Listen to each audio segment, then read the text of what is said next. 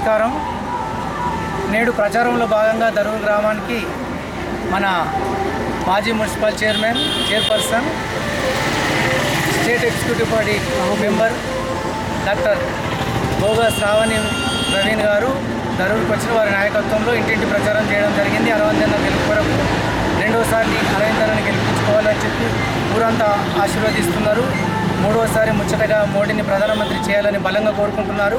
ఆ శ్రీరామచంద్రుడు ఏకంగా మోడీ గారు తప్పకుండా ప్రధానమంత్రి అవుతారు. ఆ నమ్మకం మాకు కుదిరింది. అంతేకాదండి, కాంగ్రెస్ ప్రభుత్వంలో ఎప్పుడైనా అరిష్టాలే ఉంటుండే, కరువు కాటకాలే ఉంటుండే. కాంగ్రెస్ ప్రభుత్వం కేంద్రంలో అవినీతికి పాల్పడింది. అప్పుడు బోఫోర్స్ నుంచి పడితే ఇప్పటికి కామన్వెల్త్ దాకా 12 లక్షల కోట్ల అవినీతి చేసింది. విచ్చలవిడి అవినీతి చేసి దేశ సంపదను దోసుకొని పేదరికంలోకి నెట్టేసింది భారతదేశాన్ని కాంగ్రెస్ పార్టీ. అంతేకాదు మిత్రులారా, కాంగ్రెస్ పార్టీ అనేది 60 సంవత్సరాల పాలనలో హిందువులను, హిందుత్వాన్ని, హిందూ సంస్కృతిని, సాంప్రదాయాన్ని నాశనం చేసుకుంటూ వచ్చింది. కాంగ్రెస్ భావజాలమే హిందూ వ్యతిరేకం. మిత్రులారా, మన మోడీ గారు చేసిన 10 సంవత్సరాలు ఒక్క అవినీతి అంటే అవినీతి లేదు. మోడీ గారు ఏం చేసిండ్రు? మన భారతదేశాన్ని రక్షణ రంగంలో 5వ ఆర్థిక వ్యవస్థగా తీసుకొచ్చిండ్రు. అంతేకాదు, అదే రక్షణ రంగంలో ఎగుమతి చేసుకునే స్థాయి నుంచి ఎగుమతికి చేసుకునే స్థాయికి ఆయుధాలను మనం ఎదిగినాము. అంతేకాదండి, ఒకప్పుడు మార్పు అనడానికి ఒక ఉదాహరణ చెప్తాను. ఒకప్పుడు పావురాలను ఎగిరేసే మన భారతదేశం ఇప్పుడు చిరుతలను వదులుతుంది నా భారతదేశం. అదేనండి మార్పు అంటే. ఇంతేకాదు మిత్రులారా, మనకు ఇక్కడ మనం నోట్లో రద్దు చేస్తే పక్క పంటున్న మన నోట్లో రద్దు చేస్తే పాకిస్తాన్ దేశం అడక తింటుంది. ఎందుకు ఒకసారి ఆలోచించుండ్రి. అంటే ఇక్కడ కాంగ్రెస్ ప్రభుత్వం ఉంటే అక్కడ వాళ్ళు బాగుంటారు, ఇక్కడ మన బీజేపీ ప్రభుత్వం ఉంటే అక్కడ చూడండి మనం బాగుంటున్నాం. ఇప్పుడు రేపు యూరియా రైతులకు బాగా మన అరవిందన్న చేసిన అతిపెద్దది అసాధ్యం అనుకున్నదాన్ని సుసాధ్యం చేసి పసుపోటు తెచ్చి రైతు బంధువుడైండు. సుమారు రైతుకు 20,000 రూపాయలు ఏకదాటిగా, అంత మద్దతు ధర, అంత పెద్ద ముచ్చటనండి. రైతులందరూ ఏకగ్రీవంగా ఆలోచించుండ్రి. మనకు భగవంతుడు ఓటు అనే ఆయుధాన్ని ఇచ్చిండ్రు. శ్రీరామచంద్రుడు మనకు మోడీ గారు చేసింది ఆర్టికల్ 370 ఉమెన్స్ బిల్ కానీ, ట్రిపుల్ తలాకే కానీ, ఇప్పుడు రేపు రామ మందిరాన్ని, అంత పెద్ద రామ మందిరాన్ని చేసి మనందరికీ పుణ్యం చేసి పెట్టాడు సాక్షాత్తు శ్రీరామచంద్రుడు మన మోడీ గారు. ఆయన గురించి మనము అందరం ఒక్కటై ఏకదాటిగా నిల్చొని మన జగిత్యాల నుంచి నాయకత్వం వహిస్తున్న భోగ శ్రావణి గారు చెప్పిన అభ్యర్థి మన అరవిందన్న నాయకత్వాన్ని బలపరుచుకుంటూ, ఎందుకంటే ఇక్కడ అరవిందన్న గెలిస్తే మాత్రం అక్కడ మోడీ గారికి ఓటు పోతుంది. అది మన అల్టిమేట్గా మనము మోడీ గారి భక్తులము, శ్రీరామచంద్రుని భక్తులము. మీరందరూ కలిసి ఓటేస్తారని నమ్ముకుంటూ మీరందరూ నాకు ఈ అవకాశం ఇచ్చినందుకు మీ అందరికీ నమస్కారం చెప్పుకుంటూ ముగిస్తున్నాను. జై శ్రీరామ్. జగిత్యాల రూరల్ మండలం నర్సింగాపూర్, అదేవిధంగా మంజరిపల్లి, చెల్గల్ మరియు జగిత్యాల అర్బన్ మండలానికి సంబంధించినటువంటి దరూర్ ఇలా విలేజ్లలో బీజేపీ ఇంటింటి ప్రచారం నిర్వహించడం జరుగుతుంది. అదేవిధంగా వివిధ గ్రామాలలో గ్రామస్తులతో ముచ్చటించడం జరిగింది.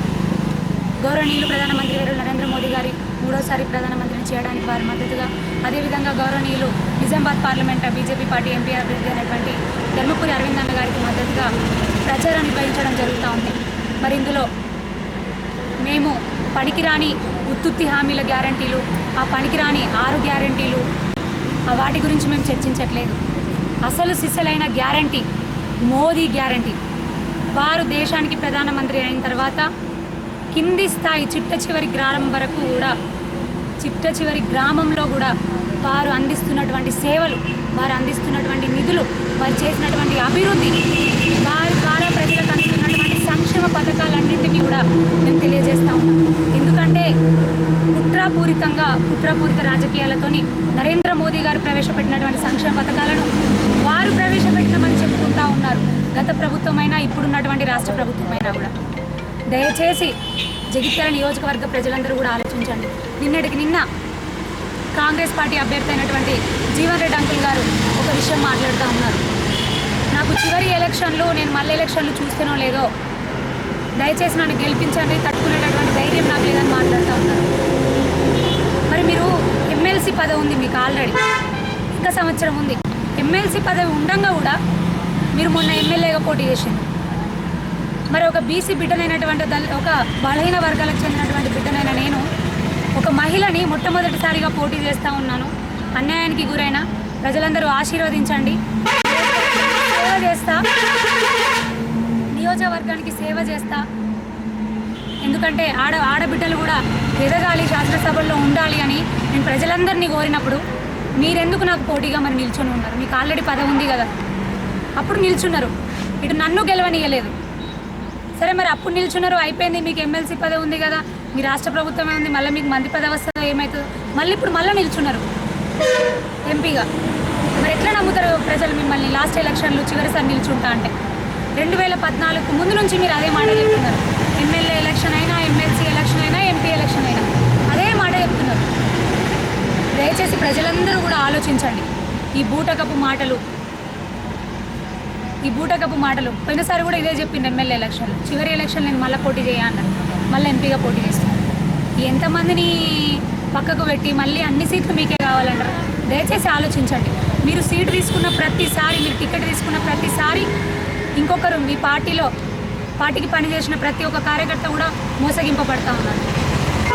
ఎందుకంటే వారికి తీసేసే కదా మీకు టికెట్ ఇచ్చేది. ప్రతిసారి మీరే నిల్చుంటే మిగతా వాళ్ళు వెనకకు పోయినట్టే కదా, మాలాంటి వాళ్ళందరూ కూడా పక్కకు పోయినట్టే కదా. ఇటు మమ్మల్ని గెలవనీయకుండా, ఇటు మీరు రాకుండా, ఆల్రెడీ ఒక పదవి ఉండి మీరు నిజంగా జగిత్యాల ప్రజల కోసం సేవ చేయడానికి పదవి అడుగుతున్నారు కదా, ఎంపీ కావాలనుకుంటున్నారు కదా. నిజంగా మీరు సేవ చేయాలనుకుంటే ఇప్పుడు కూడా చేయొచ్చు. రాష్ట్రంలో మీ ప్రభుత్వం ఉంది, మీరు ఎమ్మెల్సీగా కూడా ఉన్నారు, మీరు సేవ చేయొచ్చు, బ్రహ్మాండంగా చేయొచ్చు. ఎందుకంటే మీరు గతంలో కరీంనగర్లో ఎంపీగా ఓడిపోయినప్పుడు కూడా మీకు మంత్రి పదవి ఇచ్చింది, R&B మినిస్టర్. ఇప్పుడు కూడా ఓడిపోతే మీకు మంత్రి పదవి ఇస్తారు, ప్రభుత్వం మీదే ఉంది, పెద్ద పోయేదేం లేదు, మీరు సేవ చేసుకోవచ్చు. దయచేసి జగిత్యాల నియోజకవర్గ ప్రజలను ఒకటే కోరుతా ఉన్నాను, ఇవి మనకు గల్లీ ఎలక్షన్లు కాదు, ఢిల్లీ ఎలక్షన్లు. నరేంద్ర మోదీ గారు కావాలా, రాహుల్ గాంధీ గారు కావాలా? పనికిరాని హామీలతోని కేవలం ఒక వర్గానికి మాత్రమే కొమ్ము కాస్తూ ఓట్ల రాజకీయాలు చేస్తున్నటువంటి ఆ రాహుల్ గాంధీ కావాలా?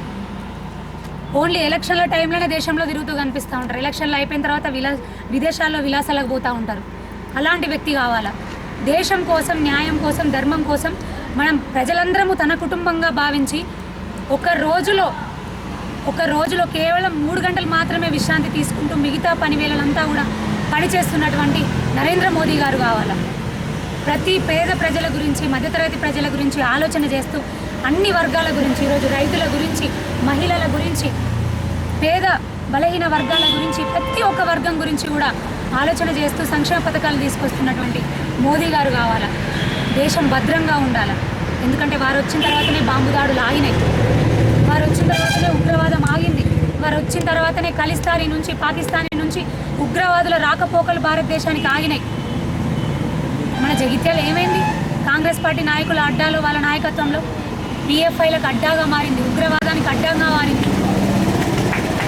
ఏం జరిగింది? ఏం పొందినాం? కనీసం జగిత్యాల పట్టణమైన అభివృద్ధి జరిగిందా వాళ్ళ నాయకత్వంలో? మరి ఇంకా వాళ్ళ మాటలు నమ్మి అసలే ముందే బాధపడుతున్నాం.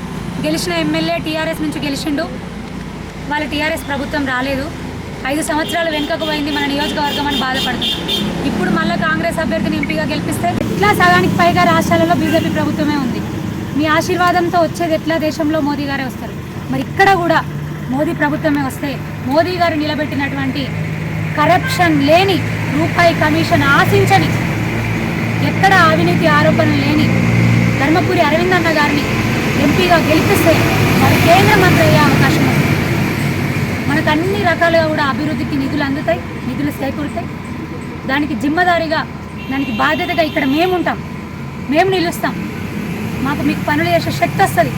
దయచేసి మీరందరూ మీ పవిత్రమైనటువంటి ఓటుని సోమవారం రోజు మే 13 కమలం పువ్వు గుర్తు మీద ఓటు వేసి 1వ నెంబర్, దయచేసి 1వ నెంబర్ వచ్చింది, 1వ నెంబర్ కమలం పువ్వు గుర్తు మీద ఓటు వేసి నరేంద్ర మోదీ గారిని 3వసారి ప్రధానమంత్రిగా, ధర్మపురి అరవింద్ అన్న గారిని 2వసారి పార్లమెంట్ అభ్యర్థిగా గెలిపించండి. వారు ఇక్కడ ఎంపీగా గెలిచి మోదీ గారు ప్రధానమంత్రి అవ్వడానికి వెళ్ళి ఓటు వేస్తారు.